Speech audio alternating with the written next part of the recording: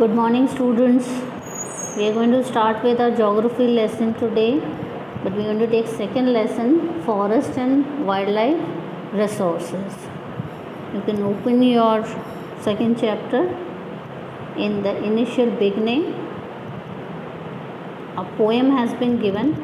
Nayak, my lord, you are the creator of music and the world of Lipchas.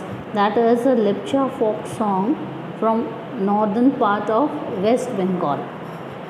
Okay, so you can read it. There is nothing to explain much in this. We'll start with the lesson. We share this planet with millions of other living beings. So on this planet there are millions and millions of living beings.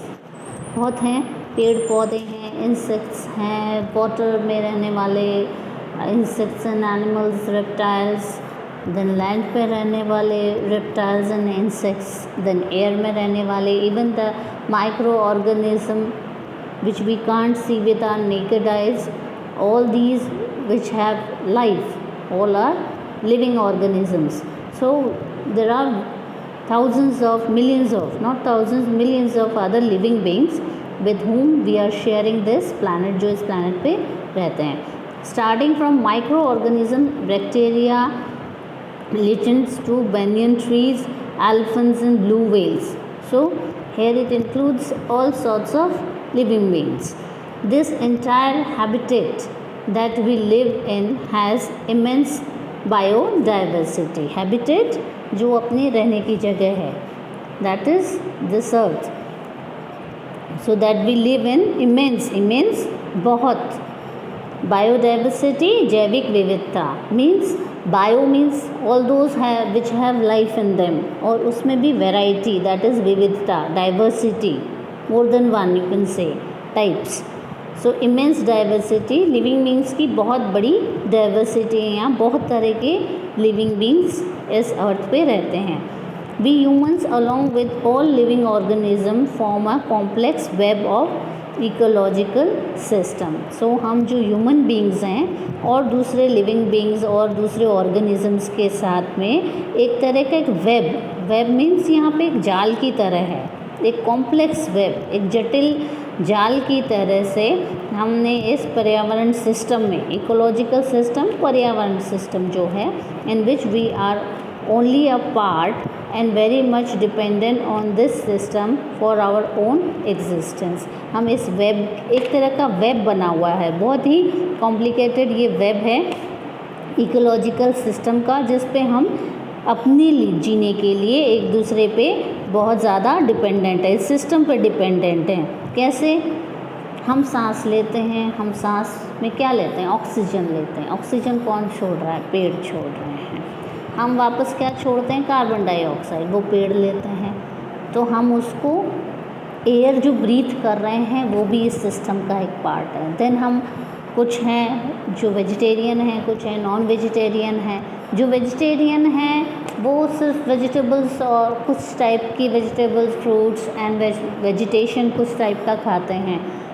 Vegetation को खाने वाले फिर कुछ animals हैं जो सिर्फ green vegetables और ये वेजिटेशन ही खाते हैं. फिर उन पे डिपेंडेंट फिर कुछ एनिमल्स हैं जो कि सिर्फ उन एनिमल्स को ही खाते हैं. जैसे हिरन है, वो इसको खाता है, पेड़ पत्तों को, हिरन को शेर खाता है. सो इट इज़ इंटरडिपेंडेंट, एक दूसरे पे निर्भर है. इवन इंसेक्ट्स, छोटा सा मेढक है, वो छोटे छोटे इंसेक्ट्स को खाता है. मेढक को सांप खा जाता है, सांप को मोर खा जाता है, नीवला खा जाता है, उसको फिर उससे बड़े एनिमल्स खा जाते हैं. So we are interdependent. Even purification of water purification का भी एक सिस्टम है. कुछ इंसेक्ट्स होते हैं पानी को साफ़ करते हैं, कुछ माइक्रो ऑर्गेनिजम्स ऐसे होते हैं जो वाटर को भी प्योरीफाई करते हैं. So this system is very complex. ये बहुत ही जटिल सिस्टम है. कौन सा सिस्टम? इकोलॉजिकल सिस्टम, पर्यावरणीय सिस्टम. तो हमें इसमें जीने के लिए, ये हमारे पूरे जीवन के लिए ये सिस्टम बहुत ज़रूरी है। अगर सिस्टम में नहीं होएगा तो यहाँ पे कोई भी स्पीशी, कोई भी जीव जी नहीं पाएगा।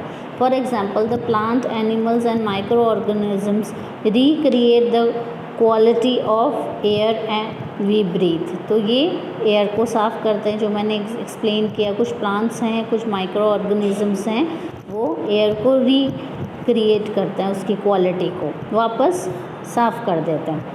And water we drink and the soil that produce our food.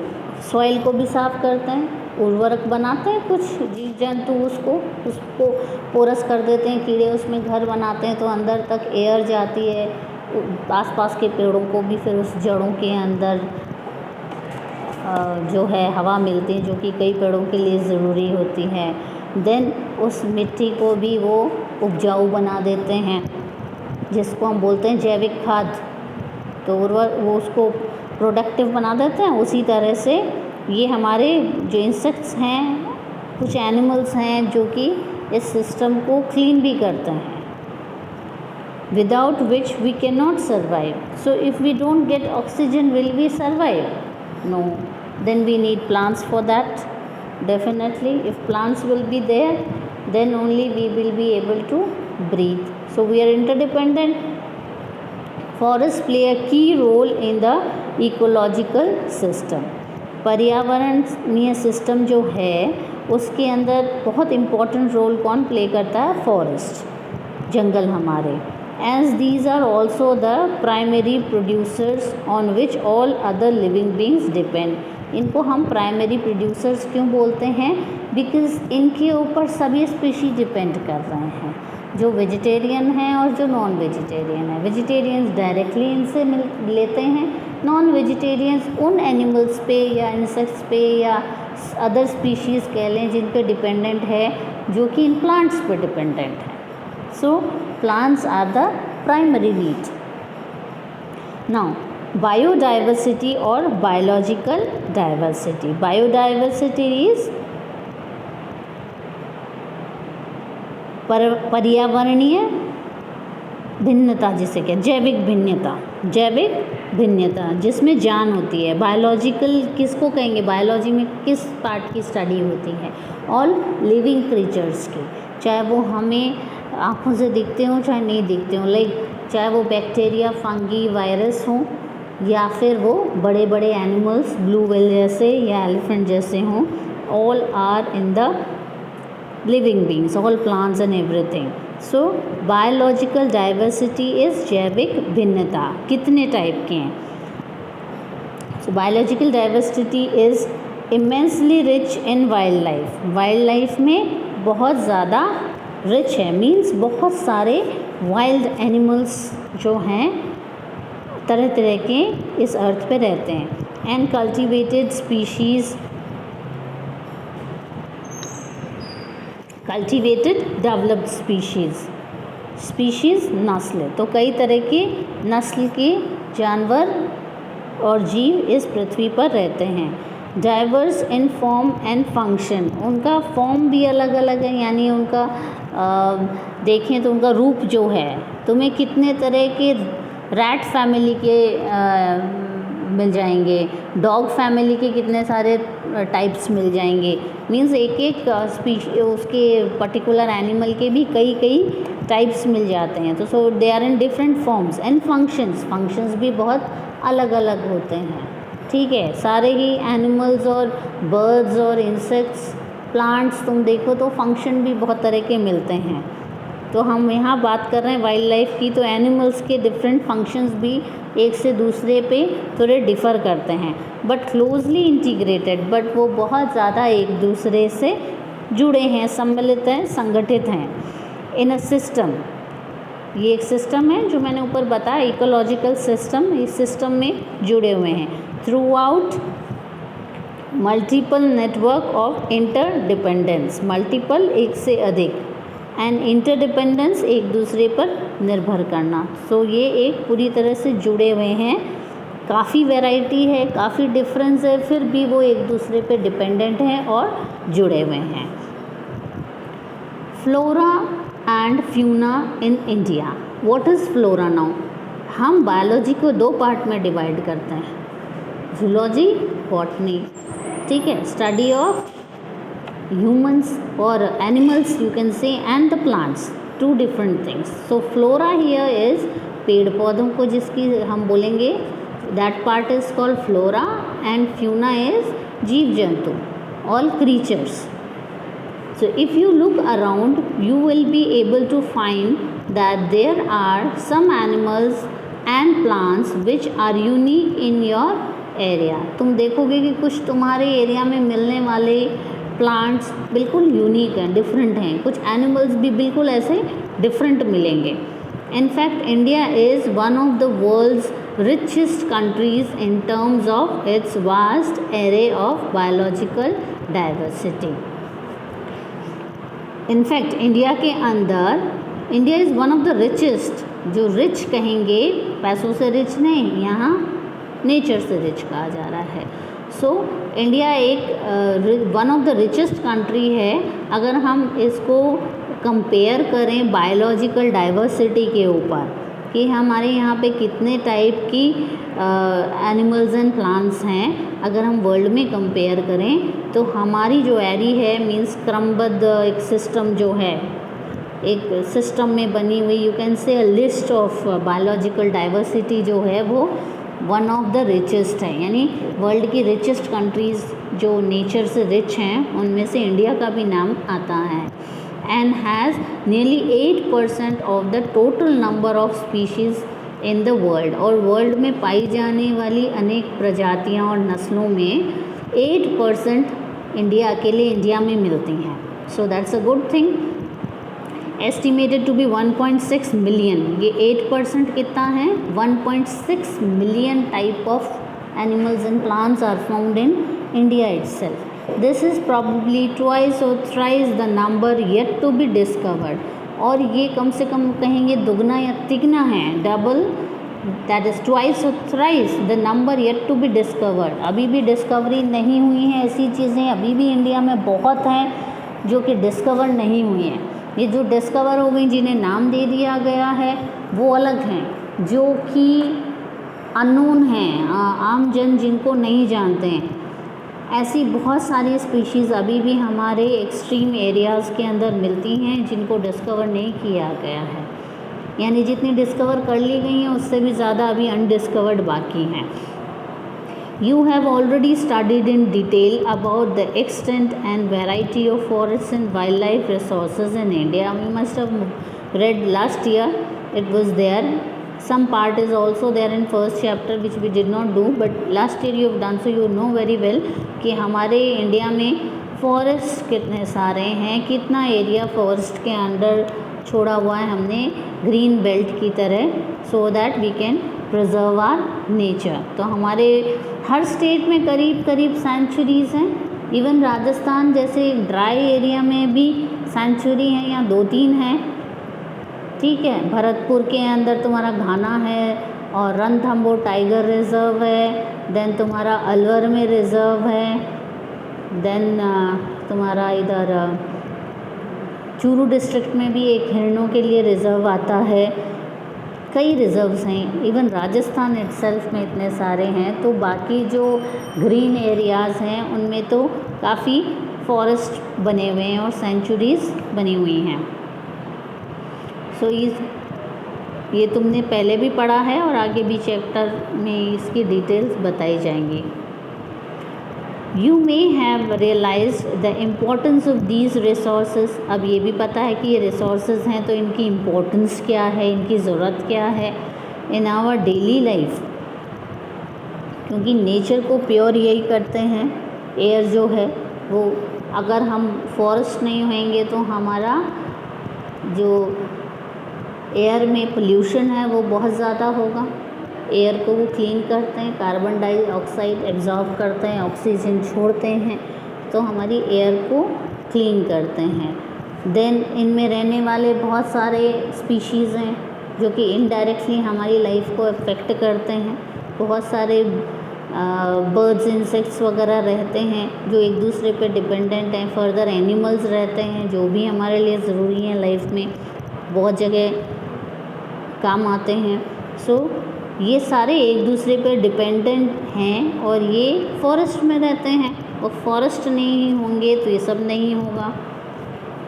These diverse flora and fauna are so well integrated। ये बिल्कुल अलग है डाइवर्स फ्लोरा एंड फ्यूना जो इंडिया में तुम ऊपर से कश्मीर से लेके कन्याकुमारी तक देखोगे तो डिफरेंट एरिया में डिफरेंट टाइप के एनिमल्स एंड डिफरेंट टाइप के प्लांट्स स्पीशीज़ इंसेक्ट्स सब अलग अलग टाइप के तुम्हें मिलेंगे, और फिर भी ये इतने अच्छे से इंटीग्रेटेड है, यानी एक दूसरे से जुड़े हुए हैं, और हमारी डे टू डे लाइफ में ये बहुत ही ज़रूरी है।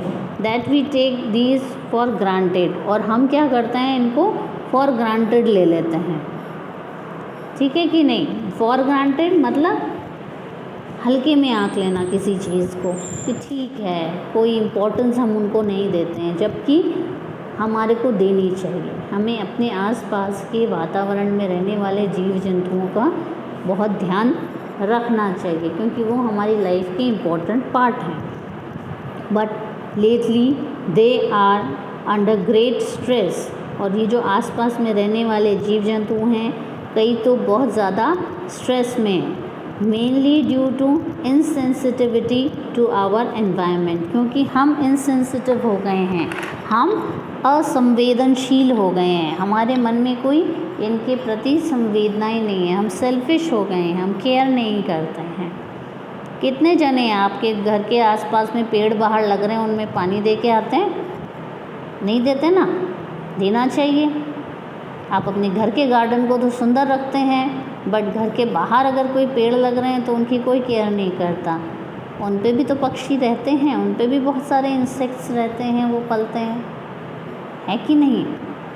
ऑक्सीजन तो वो भी देते हैं। तो हमें ग्रीनरी बढ़ानी चाहिए, अपने आसपास के एरिया में भी हमें ग्रीनरी बढ़ानी चाहिए, बट हम नहीं ध्यान देते। अब वो पेड़ कम होएंगे तो पक्षी भी कम होएंगे, इंसेक्ट्स भी कम होएंगे, तो ये हमारे लिए नुकसानदायक बात होएगी। हमारी ज़मीन को उपजाऊ कौन बनाते हैं? इंसेक्ट्स बनाते हैं, isn't it? और पेड़ पौधों से गिरने वाले पत्ते उसको और रिच बनाते हैं, सूख जाते हैं, वो रिच सॉइल बनता है। तुमने सॉइल के चैप्टर में पढ़ा हुआ है पहले भी, है कि नहीं। So we should take care of our nature.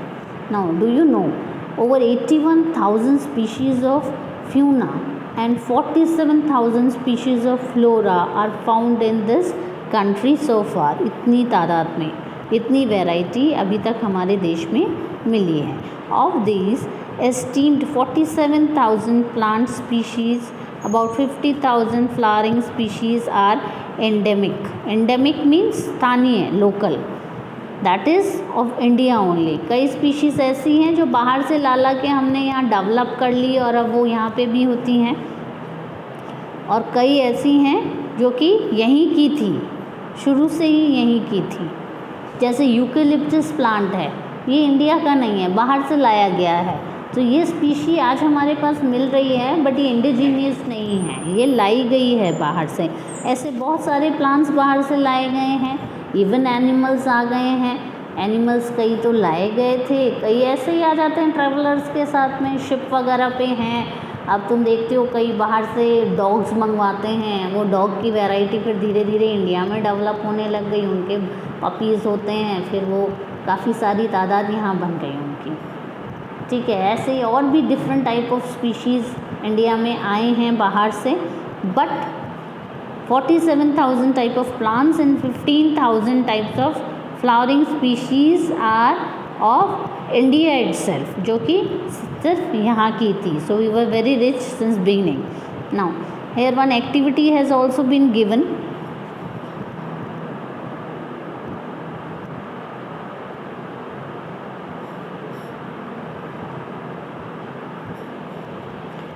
Find out stories prevalent in your region which are about the harmonious relationship between human being and nature। so इंसानों और अपने नेचर से, नेचर में सभी पार्ट आ गए हैं। सो ऐसी कोई स्टोरीज़ जो प्रचलित हों इंसानों का प्यार नेचर के प्रति या नेचर ने इंसानों को कुछ दिया, ऐसी कोई आसपास घटनाएं और स्टोरीज़ जो तुमने कभी सुनी हो वो तुम फाइंड आउट करके लाओगे और वो अपनी क्लास में फिर डिस्कस करोगे।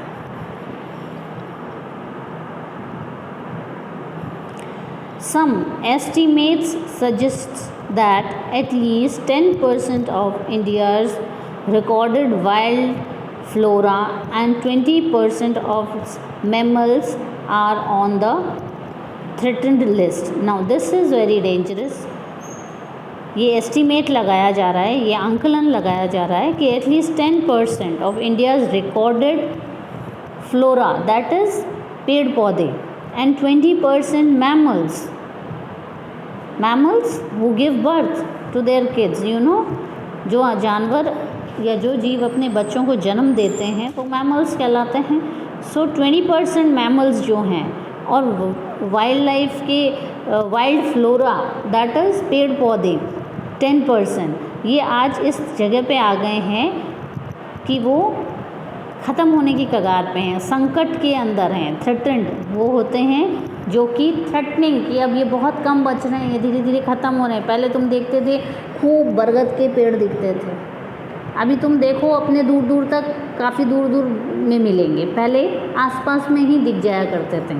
सो ये धीरे धीरे एक अलार्म है कि बरगद का पेड़ जो कि बहुत लंबे टाइम तक ज़िंदा रहता है, पीपल और बरगद का पेड़, पीपल तो फिर भी मिल जा रहे हैं पर बरगद के पेड़ बहुत कम होते चले जा रहे हैं। सो ये हमारे नज़र में नहीं आ रहा पर धीरे धीरे एक्सटेंट होता जा रहा है। Many of these would now be categorised as critical, उनको कैटेगरी मतलब एक श्रेणी में डाल दिया जा रहा है। क्रिटिकल जो कि बहुत ज़्यादा ही चिंता की स्थिति में होते हैं, जैसे कोई पेशेंट होता है हॉस्पिटल में क्रिटिकल है मतलब वो बहुत ही ज़्यादा बुरे हालात में हैं। सो ऐसे ही ये क्रिटिकल कंडीशन में हैं, ये पेड़ और ये एनिमल्स बुरे हालात में हैं, ये ख़त्म होने की कगार पे हैं। That is on the verge of extension, verge किनारे पे हैं, कगार पे हैं, ख़त्म होने की कगार पे हैं, और एक्सटेंशन इज़ लुप्त होने की कगार पे आ गए हैं। लाइक द चीता बहुत कम मिलते हैं, pink headed duck, mountain quail, forest spotted owlet and plants like Madhuca insignis, that is a variety of mahua, महुआ प्लांट है, वाइल्ड प्लांट महुआ, उसकी एक वेराइटी है। And Hubbardia heptaneuron, a species of grass, this is a type of grass. So ये एक तरह की ग्रास है, वो भी कगार पे है ख़त्म होने की। और इसके अलावा भी बहुत सारे हैं जो कि बहुत ज़्यादा कगार पे पहुंच चुके हैं, कई तो ख़त्म हो चुके हैं जिनके बारे में हमारा ध्यान ही नहीं गया, हमें पता ही नहीं है। In fact no one can say how many species may have already been lost, that's what I was saying कि हमें खुद को ही नहीं पता कि कितनी अभी तक एक्सटेंट हो चुकी हैं। Today we only talk of the large and more visible animals, हम उनकी बात करते हैं जो बड़े हैं और सामने नज़र आते हैं।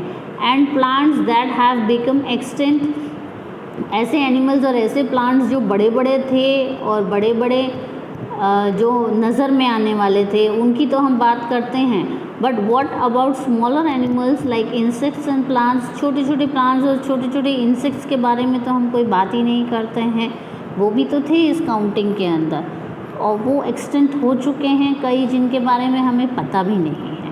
That is very dangerous, this is not good for our nature and for we all. इससे क्या है, धीरे धीरे बहुत सारी चीज़ें बढ़ती चली जा रही, कई बीमारियां नेचर के अंदर, एक तो हम पोल्यूशन इतना कर रहे हैं, ऊपर से हम इन पेड़ों को काट दे रहे हैं, एनिमल्स धीरे धीरे इसकी वजह से ख़त्म हो जा रहे हैं। यू नो, एक पक्षी आता था डोडो, उस डोडो की वजह से एक पर्टिकुलर टाइप के जो प्लांट थे वो मॉरिशस के अंदर वो डोडो पक्षी होता था, और वो डोडो पक्षी के खाने के बाद ही वो जो बीज होता था वो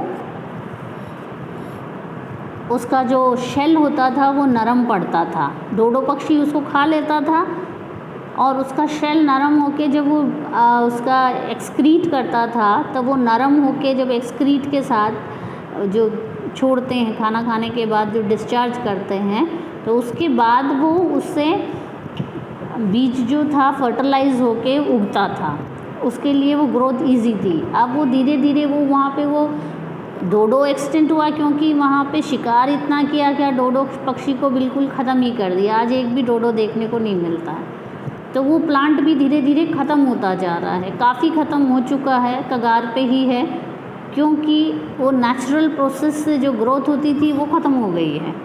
सो इस तरह से बहुत सारे प्लांट्स, बहुत सारे trees and flora and fauna I would say दोनों ही चीज़ें एक्सटिंक्ट पे कई चले गए हैं, कई जा रहे हैं। That is very alarming. हमें जिससे बचाया जा सके उसे बचाना चाहिए। Now do you know that among the larger animals in India, 79 species of mammals, 44 of birds and 15 of reptiles? So I would like to tell you about 79 species of mammals, 44 of birds, 15 of reptiles and 3 of amphibians are threatened. ये खतरे की श्रेणी में आ गए हैं, इनको डर है ख़त्म हो जाने का, इन पे ये एक्सटेंट की तरफ जा रही हैं। Nearly 1500 plant species are considered endangered. 1500 type, quite a number. इतने टाइप के प्लांट स्पीशीज़ भी खतरे की निशान की तरफ पहुंच गए हैं, जो कि एक्सटेंट होने की तरफ है। Flowering plants and vertebrate animals have recently been extinct at a rate estimated to be 50 to 100 times the average extinct natural rate। तो जिस स्थिति में धीरे धीरे कोई चीज़ ख़त्म होती है, उससे ये 50 to 100 टाइम्स ज़्यादा स्पीड से एक्सटेंट हो रहे हैं, क्योंकि हम शहर बना रहे हैं, हम फैक्ट्रीज़ डेवलप कर रहे हैं और हम नेचर को खूब नुकसान पहुंचा रहे हैं, पोल्यूशन बढ़ा रहे हैं। उससे क्या हो रहा है, ये धीरे धीरे विलुप्त होते चले जा रहे हैं, और ये जो स्पीड है विलुप्त होने की वो 50 to 100 टाइम्स बढ़ गई हैं, जो कि बहुत ही ज़्यादा डेंजरस है हमारे लिए, ह्यूमंस के लिए। अगर ये इसी स्पीड से होता रहा तो ये प्लैनेट बहुत जल्दी ख़त्म हो जाएगा। नादर 100 ईयर्स के अंदर तो हर इंसान बीमार मिलेगा, उसकी एज बहुत कम होएगी, क्योंकि नेचर को हम इतना पोल्यूट कर चुके होंगे कि हम खुद ही सर्वाइव नहीं कर पाएंगे। Okay, so you mark your lesson here only, will continue in the next class.